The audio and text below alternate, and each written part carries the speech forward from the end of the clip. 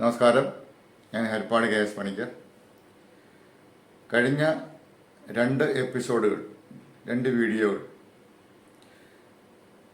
ശ്വാസത്തെക്കുറിച്ചും ചിന്തയെക്കുറിച്ചും ആത്മീയ തലത്തിലേക്ക് ഉയരുന്ന വ്യക്തിക്ക് ബ്രഹ്മചര്യം എന്താണെന്നും ബ്രഹ്മചര്യത്തിൻ്റെ ഉദ്ദേശലക്ഷ്യം എന്താണെന്നും ഒക്കെ പറയുണ്ടായി കഴിഞ്ഞ 2 എപ്പിസോഡുകളായിട്ട്.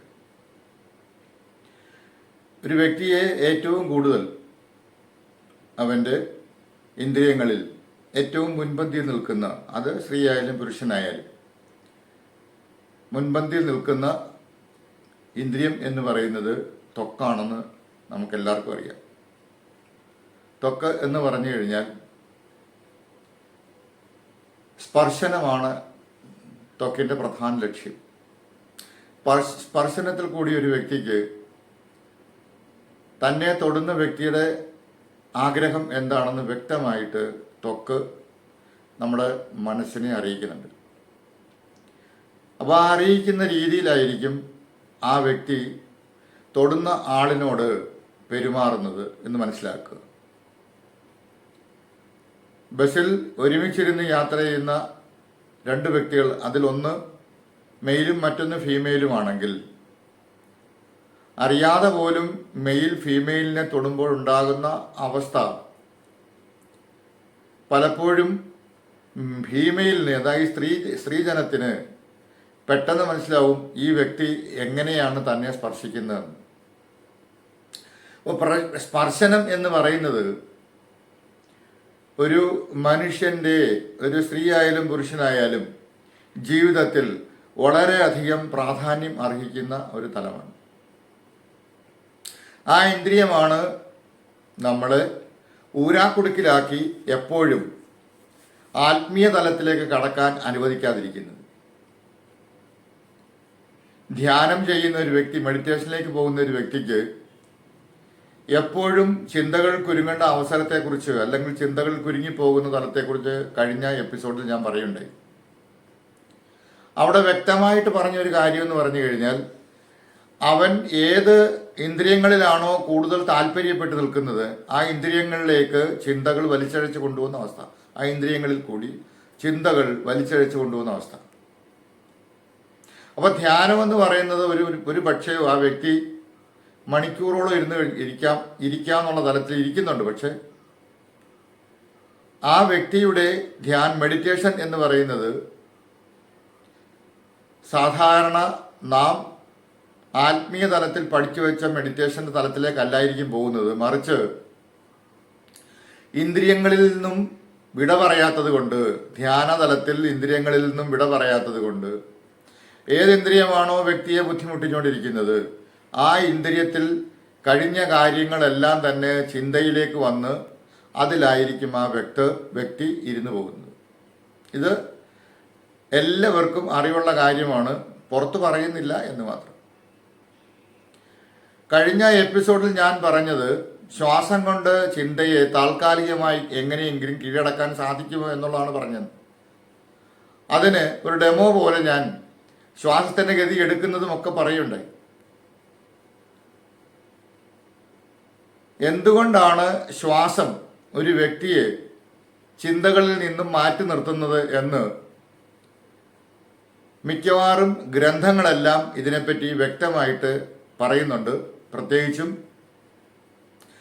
പതഞ്ജല സൂത്രം ഇതിനെക്കുറിച്ച് വ്യക്തമായിട്ട് ധാരണ കൊടുക്കുന്നുണ്ട്. അതുകൂടാതെ ഭഗവത്ഗീത ഇതിനെക്കുറിച്ച് വ്യക്തമായിട്ടൊരു ധാരണ കൊടുക്കുന്നുണ്ട്. അങ്ങനെ പല ഗ്രന്ഥങ്ങളും, ആത്മീയ ഗ്രന്ഥങ്ങളും ശ്വാസഗതിയിലുള്ള മാറ്റം കൊണ്ട് ഒരു വ്യക്തിയുടെ ചിന്താതലത്തിനെ മാറ്റിമറിക്കാമെന്ന് പറയുന്നു. മണിക്കൂറുകളോളം ധ്യാനത്തിലിരിക്കുന്ന ഒരു വ്യക്തി, ആ വ്യക്തിക്ക് തുടക്കത്തിലുണ്ടാകുന്ന ചിന്ത, ഒരു വ്യക്തി വൈകിട്ടാണ് ധ്യാനത്തിലിരിക്കുന്നതെങ്കിൽ രാവിലെ തൊട്ട് വൈകുന്നേരം വരെ ആ വ്യക്തി, വൈകുന്ന സായാഹ്ന സമയം വരെ ആ വ്യക്തി എന്ത് പ്രവൃത്തിയാണോ ചെയ്തിരുന്നത് ആ പ്രവൃത്തിയിൽ നിന്നും അവന് മുക്തനാകാൻ സാധിക്കാത്തത് കൊണ്ട് വൈകിട്ട് മെഡിറ്റേഷൻ ഇരിക്കുന്ന വ്യക്തിയിലേക്ക് ചിന്തകളുടെ ഒരു വല്ലാത്ത ഇരച്ചു കയറ്റമായിരിക്കും ചിന്താവുക. ഒന്നിനു പുറകെ ഒന്നായിട്ട് ആ വ്യക്തിയിലേക്ക് ചിന്തകൾ കടന്നുകൂടുമ്പോൾ ആ വ്യക്തി കുറേ സമയമൊക്കെ അതിലൊക്കെ താലോലിച്ച് നടക്കുകയും ചിന്തകൾ താലോലിച്ച് നടക്കുകയും അല്ലെങ്കിൽ താലോലിച്ച് പോവുകയും കുറേ കഴിയുമ്പോൾ ഓട്ടോമാറ്റിക്കായിട്ട് ധ്യാനത്തിന് വിരാമം ഉണ്ടാകുന്ന അവസ്ഥയിലേക്ക് എത്തുകയും ചെയ്യും. ഏതൊരു വ്യക്തി ധ്യാനാവസ്ഥയിലേക്കായിരുന്നു ആ വ്യക്തിക്ക് അവൻ്റെ ശരീരബോധം നഷ്ടപ്പെടുത്താതെ ഒരു കാരണവശാലും ധ്യാനാവസ്ഥയിലേക്ക് കടന്നുകൂടാൻ സാധിക്കില്ല എന്ന് പതഞ്ജലി മഹർഷി ആസനം എന്ന് പറയുന്നതിൻ്റെ നിർവചനത്തിൽ പറഞ്ഞിട്ടുണ്ട്. ആസനം എന്താണ്? സ്ഥിരം സുഖം ആസനം. അപ്പം ഒരു വ്യക്തി അതിലേക്ക് കടന്നു പോകണമെങ്കിൽ അവൻ്റെ ശരീരത്തെ അല്ലെങ്കിൽ ശരീരബോധത്തെ ശരീരമില്ലാത്ത അവസ്ഥയിലേക്ക് കടന്നാൽ മാത്രമേ ഒരു വ്യക്തിക്ക് ആ തലത്തിലേക്ക് കടന്നു ചെല്ലാൻ സാധിക്കത്തുള്ളൂ. അങ്ങനെ കടന്നു ചെല്ലുമ്പോഴും ആ വ്യക്തിയിൽ ചിന്തകൾ കടന്നുകൂടുന്നുണ്ട്. ചിന്തകളെ മാറ്റിമറിക്കാൻ ആ വ്യക്തിക്ക് സാധിക്കുന്നില്ല. ശരീരത്തെ മാത്രമേ, ഔട്ടർ ഏജൻസി അല്ലെങ്കിൽ ഔട്ടർ ഏരിയ മാത്രമേ ആ വ്യക്തിക്ക് ഇരുന്നില്ലാതാക്കാനുള്ള അവസ്ഥയിലേക്ക് എത്തിച്ചേരുന്നുള്ളൂ. എന്നാൽ ചിന്തകളെ മാറ്റിമറിക്കാൻ അവന് സാധിക്കാത്ത അവസ്ഥയിലെത്തുമ്പോൾ ആ വ്യക്തി അനുഷ്ഠിക്കേണ്ട കാര്യങ്ങളാണ് കഴിഞ്ഞ എപ്പിസോഡിൽ ഞാൻ പറഞ്ഞത്, ഈ എപ്പിസോഡിലും പറയാൻ പറ്റും. ഇത് മൂന്നാം ഭാഗമാണ് അതിൻ്റെ.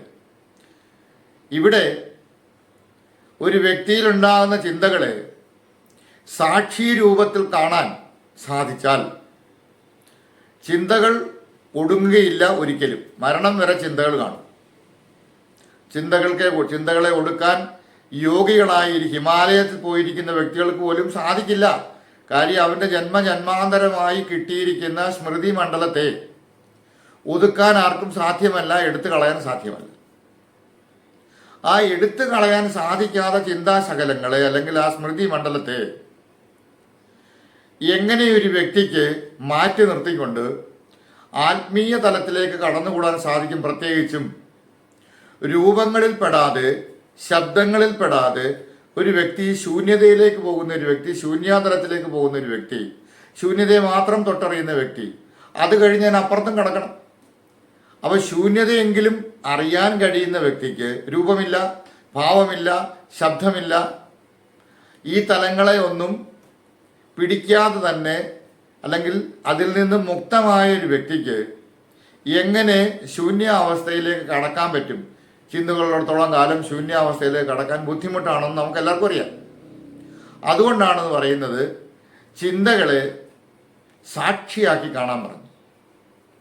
വന്നു പോകുന്ന ചിന്തകളിൽ നാം പെടാതിരുന്നു കഴിഞ്ഞാൽ, ചിന്തകൾ നേരത്തെ കഴിഞ്ഞ ഞാൻ എപ്പിസോഡിൽ പറഞ്ഞു, മനസ്സിൻ്റെ വിചിത്രമായ ഒരു അവസ്ഥാവിശേഷമാണ് ചിന്തകളെന്ന് പറയുന്നത്.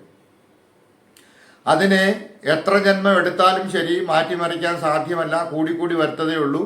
ഒരു കാരണവശാലും അതിനെ കുറയ്ക്കാൻ സാധ്യമല്ല നമ്മൾ പറഞ്ഞു കഴിഞ്ഞു. അപ്പം ഈ ഒരു ചിന്തകളെ സാക്ഷിയാക്കുന്നത് എങ്ങനെയെന്നാണ് നമുക്ക് ഈ എപ്പിസോഡിൽ കൂടി അറിയേണ്ടത്. സാക്ഷിയാക്കുക എന്ന് പറഞ്ഞു കഴിഞ്ഞാൽ ജസ്റ്റ് വിറ്റ്നസ് ഇറ്റ്, അതായത് അത് വരുന്നുണ്ട് പോകുന്നുണ്ട് എന്നുള്ള ആദ്യ അറിവ് നമുക്കുണ്ടായാൽ, ആ അറിവിനെ തിരസ്കരിച്ചാൽ, ആ അറിവ് വന്നു പൊയ്ക്കോട്ടെ എന്ന തലത്തിൽ നാം മനസ്സിലാക്കി കഴിഞ്ഞു കഴിഞ്ഞാൽ ചിന്തകൾ നമ്മളെ ദ്രോഹിക്കില്ല, ചിന്തകൾ നമ്മളെ അപായപ്പെടുത്തത്തില്ല. ചിന്തകൾ കുരുങ്ങാൻ തുടങ്ങുന്ന അവസരത്തിൽ ഇത് ചിന്തകളാണെന്നും ഈ ചിന്തകളെ സാക്ഷിയാക്കി കണ്ടു കഴിഞ്ഞാൽ ഒരു വ്യക്തിക്ക് സാക്ഷിഭാവത്തിലേക്ക് മുന്നോട്ട് പോകാൻ സാധിക്കുമെന്നും, ഞാൻ ചിന്തകൾ കുരുങ്ങാതിരുന്നാൽ മാത്രമേ എനിക്ക് ഈ പറയുന്ന ശൂന്യമായ അവസ്ഥയിലേക്ക് എത്തിച്ചേരാൻ സാധിക്കൂ എന്നും ഏതൊരു വ്യക്തിയാണോ നേരത്തെ തന്നെ അറിയുന്നത്, ഇവിടെ ചിന്തിക്കല്ലേണ്ട അറിയുക വേണ്ട, അറിയുകയും ചിന്തിക്കുകയും ചെയ്യുന്ന രണ്ട് കാര്യങ്ങളാണ്. അറിയുക എന്ന് പറഞ്ഞു കഴിഞ്ഞാൽ അതിനെക്കുറിച്ച് ഒരു നോളജ് കിട്ടി, ഒരു അറിവ് കിട്ടി. ഈ അറിവ് പ്രയോജനപ്പെടുത്താനുള്ള കഴിവിലേക്ക് പോകണം. പക്ഷേ മനസ്സതിന് സമ്മതിക്കത്തില്ല. മനസ്സ് പലപ്പോഴും നമ്മൾ കണ്ടതും കേട്ടതുമായ പല കാര്യങ്ങളും നമുക്ക് ഇഷ്ടപ്പെട്ടതുമായ കാര്യങ്ങളിലേക്ക് മനസ്സ് കുരുങ്ങിക്കിടക്കുന്നത് കൊണ്ട്, അതാ ഞാൻ നേരത്തെ പറഞ്ഞ സ്പർശനം അതിന് ഉദാഹരണമാണ്.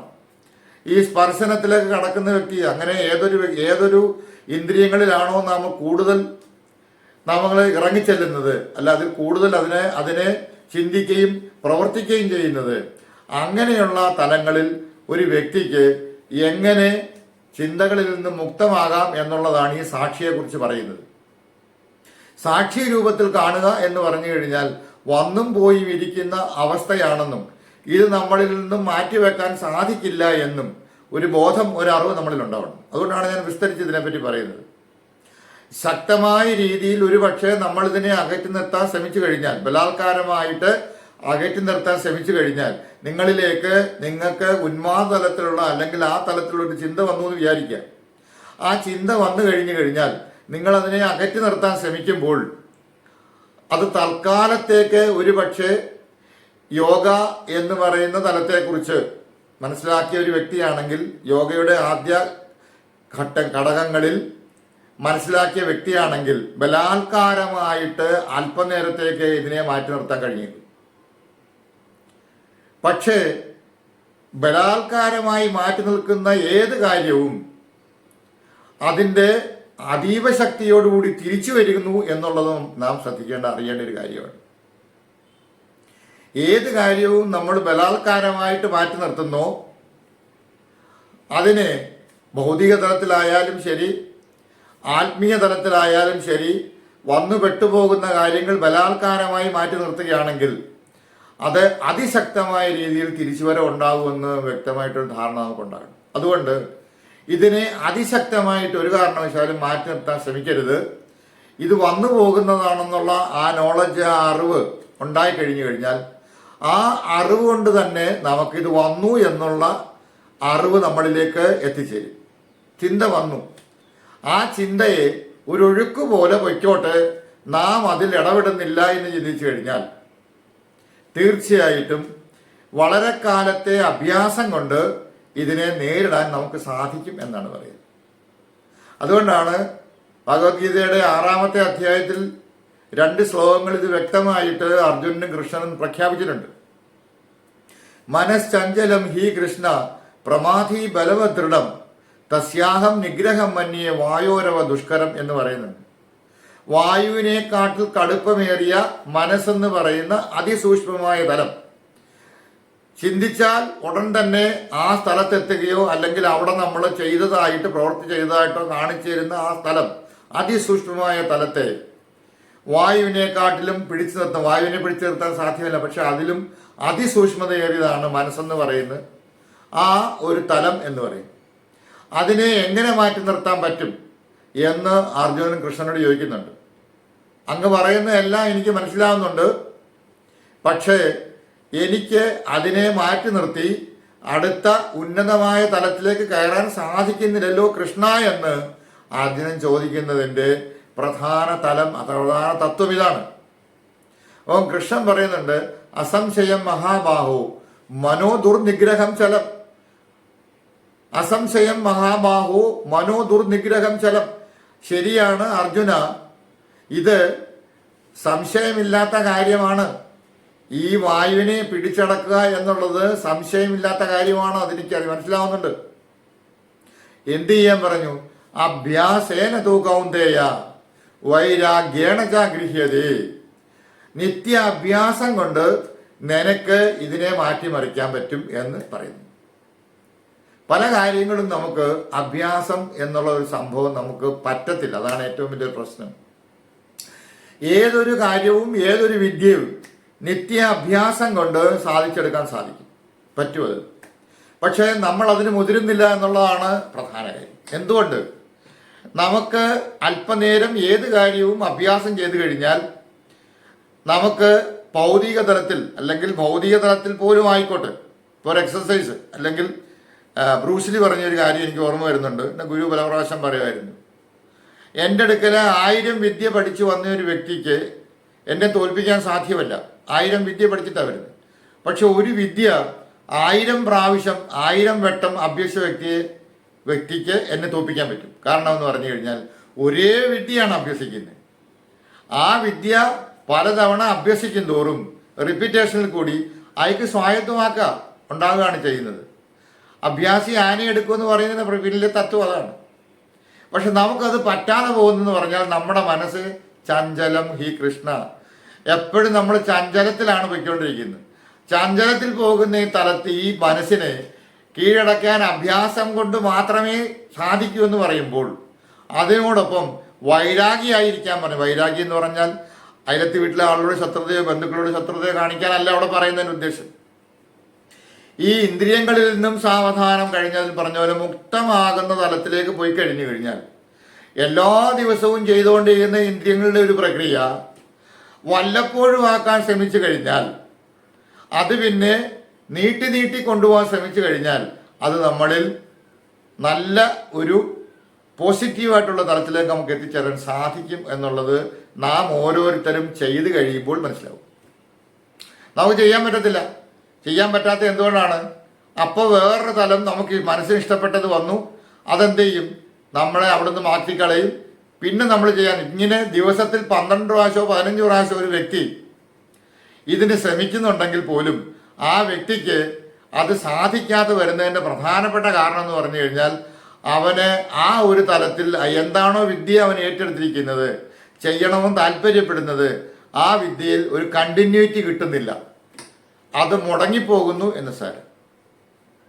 അതാണ് നമുക്ക് പറ്റുന്ന ഏറ്റവും വലിയ. നമ്മൾ വേറെ ഏതെങ്കിലും ഒരു പ്രവൃത്തിയിലേക്ക്, വേറെ ഏതെങ്കിലും ഇഷ്ടപ്പെട്ട ഒരു പ്രവൃത്തിയിലേക്ക് തെന്നി മാറുമ്പോൾ നമ്മൾ ചെയ്യണമെന്ന് ആഗ്രഹിച്ചുകൊണ്ട് ദിവസവും ചെയ്യുന്ന ഒരു സംഭവത്തെ നമ്മൾ എന്ത് ചെയ്യുന്നു?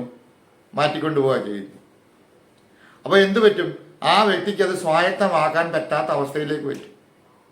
അത് ശാരീരികമായിട്ടുള്ള ഒരു എക്സസൈസ് ആയിക്കോട്ടെ, ഭൗതിക തലത്തിൽ ദിവസവും ചെയ്യുമ്പോഴുണ്ടാകുന്ന ഉന്മേഷവും അതുപോലെ തന്നെ അതിന് കിട്ടുന്ന പ്രയോജനവും വല്ലപ്പോഴും ചെയ്യുമ്പോൾ കിട്ടുമോ? അതുപോലെ തന്നെയാണ് മാനസിക തലത്തിൽ ഒരു വ്യക്തിക്ക് അതിസൂക്ഷ്മമായ തലമാണിത്. ഭൗതിക തലം പോലെ അല്ല മാനസിക തലം, അതായത് അതിസൂക്ഷ്മമായ തലം എന്ന് പറയും.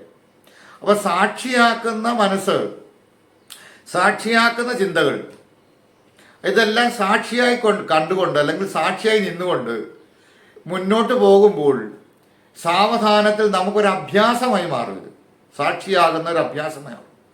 അതിൻ്റെ കൂടെ ഇരിക്കുന്ന സമയത്ത് 30 പ്രാവശ്യമോ 40 പ്രാവശ്യമോ സാവധാനത്തിൽ ശ്വാസം എടുത്ത്, കഴിഞ്ഞ പ്രാവശ്യം ഞാൻ പറഞ്ഞതുപോലെ എടുത്തു വിടുക. ഇത് 600ഓളം സബ്സ്ക്രൈബേഴ്സ് ഉള്ളതിൽ 200 പേരെങ്കിലും ഇത് കാണുന്നുണ്ടെന്നുള്ളത് എനിക്ക് ഒരു സന്തോഷം തരുന്ന കാര്യമാണ്. അവർ കണ്ടിട്ട് അതിനകത്ത് പ്രയോജനം കിട്ടുന്നുണ്ടെങ്കിൽ വളരെ നല്ലത്. അജരേണ ആളുകളിലേക്ക് ഇത് പടർന്നു പിടിച്ചു കഴിഞ്ഞാൽ എല്ലാവരും ഇപ്പോഴ് ആത്മീയ തലത്തിലേക്ക് പോകണമെന്നില്ല. കാരണം എന്ന് പറഞ്ഞു കഴിഞ്ഞാൽ അവനവൻ്റെ കർമ്മവാസനയും സംസ്കാരവും ഒക്കെ അനുസരിച്ച് അവന് പോകാൻ സാധിക്കത്തുള്ളൂ. ഒരു വ്യക്തിക്കും ഭൗതിക തലത്തിലെ മായയിൽ നിന്ന് ഒഴിഞ്ഞു നിൽക്കാൻ സാധ്യമല്ലാത്ത അവസ്ഥയിൽ ജീവിക്കുന്ന വ്യക്തിക്ക് എങ്ങനെ അവൻ ഈ തലത്തിലേക്ക് എത്തിച്ചേരാൻ സാധിക്കും? ഒരിക്കലും സാധിക്കത്തില്ല. പക്ഷേ ഏതൊരു വ്യക്തിയാണോ ഇത് കേട്ട് കഴിഞ്ഞതിന് ശേഷം അതിൻ്റെ അറിവോടുകൂടി മുന്നോട്ട് പോകാൻ ശ്രമിക്കുന്നത്, ആ വ്യക്തിക്ക് ഇത് സാധ്യമാകും. ഇത് സാധ്യമായി കഴിഞ്ഞാൽ ആ വ്യക്തി സാവധാനത്തിൽ ആത്മീയതലത്തിൻ്റെ ഉന്നതിയിലേക്ക് കയറാൻ ഒരു പ്രയാസവുമില്ലാതെ അവന് സാധിക്കും എന്നുള്ളത് സത്യമാണ്. അതിന് ശ്വാസം നിങ്ങളെ സഹായിക്കും. ശ്വാസമല്ലാതെ ഈ ജീവിതത്തിൽ ഒരു കാര്യവും നിങ്ങളെ സഹായിക്കത്തില്ല. അത് മനസ്സിലാക്കുക. ശ്വാസം എന്ന് പറയുന്നത് ഒരു വ്യക്തിയിൽ ഏത് തലത്തിലും അഭ്യാസം കൊണ്ട്, അതായത് മനസ്സിൻ്റെ ഏത് തലത്തിലും ആ വ്യക്തിയെ മനസ്സിൻ്റെ ഏകാഗ്രതയ്ക്ക് ഉതകുന്ന രീതിയിൽ മുന്നോട്ട് കൊണ്ടുപോകാൻ സഹായിക്കുന്ന ഏകമാർഗം ശ്വാസം മാത്രമാണ്. ഇത് എല്ലാ യോഗികളും എല്ലാ ഗ്രന്ഥങ്ങളും 100% വിലയിരുത്തൽ നടത്തി എഴുതി ചേർത്ത കാര്യമായി പറയുന്നു. അപ്പം അതുകൊണ്ട് ശ്വാസത്തെ അറിയുക എന്നുള്ളതാണ് പ്രധാന കാര്യം. സാക്ഷിയാക്കണമെങ്കിലും ശ്വാസത്തെ അറിയാതെ സാധ്യമല്ല. ശ്വാസത്തെ അറിഞ്ഞവന് മാത്രമേ സാക്ഷിയാക്കാൻ സാധിക്കൂ. അപ്പോൾ ശ്വാസത്തെ അറിയാൻ പറഞ്ഞു. നാം എടുക്കുകയും വിടുകയും ചെയ്യുന്ന ശ്വാസം, അതിൻ്റെ ശുദ്ധീകരണമില്ലാതെ ഒരു കാരണവശാലും ശ്വാസത്തിൻ്റെ തലത്തെ നമുക്ക് നിരീക്ഷിക്കാൻ സാധ്യമല്ല. ശുദ്ധീകരണത്തിലേക്ക് വരണം. ശ്വാസ നിരീക്ഷണം ശുദ്ധീകരണത്തിന് വേണ്ടിയിട്ടുള്ളതാണ്. ശുദ്ധീകരിക്കാത്ത ശ്വാസമാണ് നമ്മളിലെല്ലാം സഞ്ചരിച്ചുകൊണ്ടിരിക്കുന്നത്.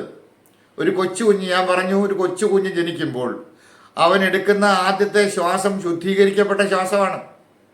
അതേസമയം വളർന്നു വലുതായിക്കൊണ്ടിരിക്കുമ്പോൾ അവനിൽ ശുദ്ധീകരിക്കപ്പെട്ട ശ്വാസത്തിൻ്റെ നില മാറി അശുദ്ധമായി പോകുന്ന അവസ്ഥ. അപ്പം ശ്വാസം എന്ത് ചെയ്യുന്നു? മുന്നോട്ട് മുന്നോട്ട് കുതിച്ചു പോകുന്ന അവസ്ഥ. അതുകൊണ്ടാണ് ഒരു ആമ 1 മിനിറ്റിൽ 2 ശ്വാസമേ എടുക്കുന്നുള്ളൂ. അവന് ശ്വാസത്തെ അറിയുകയും ചെയ്യാം, അവൻ്റെ ആയുസ് വർദ്ധിക്കുകയും ചെയ്യും. ആ ജന്തുവിൻ്റെ ആയുസ് വർദ്ധിക്കും. മനുഷ്യൻ 16, 17 ഒക്കെയാണ് ചെയ്യുന്നത്. അവ എന്തു പറ്റും? ആയുസ് കുറയാനുള്ള തലത്തിലേക്ക് പോകും. ശ്വാസ നിരീക്ഷണം ചെയ്യുമ്പോൾ പ്രാണായാമത്തിൽ പറഞ്ഞിരിക്കുന്ന കുംഭകം എന്ന് പറയുന്ന ഒരു തലമുണ്ട്. അത് അന്തർകുംഭകം, ബഹിർകുംഭകം എന്ന് പറയുന്ന 2 തലമുണ്ട്. അന്തർകുംഭകത്തിൽ ശ്വാസത്തെ അകത്ത് പിടിച്ച് 1 മിനിറ്റ് 60 സെക്കൻഡ് നിൽക്കാൻ ശ്രമിക്കുമ്പോൾ ആ വ്യക്തി ശ്വാസം പിന്നെ എടുക്കുന്നില്ല. അവൻ 1 മിനിറ്റത്തേക്ക് ആ ശ്വാസത്തെ അടക്കി നിർത്തിയിരിക്കുക. അതേ ശ്വാസത്തെ പുറത്തു വിട്ടതിന് ശേഷം 40 സെക്കൻഡ് നിർത്തുമ്പോൾ എന്തുണ്ടാവും? അവൻ്റെ ശ്വാസം പുറത്ത് നിൽക്കുകയാണ്, ശ്വാസം എടുക്കുന്നില്ല. അവ അകത്തും പുറത്തും ശ്വാസത്തെ നിർത്തിക്കൊണ്ട് ഒരു വ്യക്തിക്ക് ഇത് അഭ്യസിക്കാൻ പറ്റും. ശ്വാസം എടുക്കുകയും വിടുകയും ചെയ്യുന്നതിൻ്റെ 1 മിനിറ്റിൽ 16, 17 എന്നുള്ളത് 10 ആക്കാം, 8 ആക്കാം, 6 ആക്കാം. ആ നിലയിലേക്ക് കൊണ്ടുവരാൻ സാധിക്കും എന്ന് വ്യക്തമായൊരു ധാരണ നമുക്കുണ്ടാകണം. എന്നാൽ മാത്രമേ ശ്വാസം എന്ന് പറയുന്നതിനെ കൃത്യമായ തലത്തിൽ നമുക്ക് മനസ്സിലാക്കാനും ചിന്തകളെ സാക്ഷിയാക്കാനും സാധിക്കൂ എന്ന് അറിയേണ്ടതുണ്ട്. ഇന്നത്തെ എപ്പിസോഡ് വൈൻഡപ്പ് ചെയ്യാണ്. നമസ്കാരം.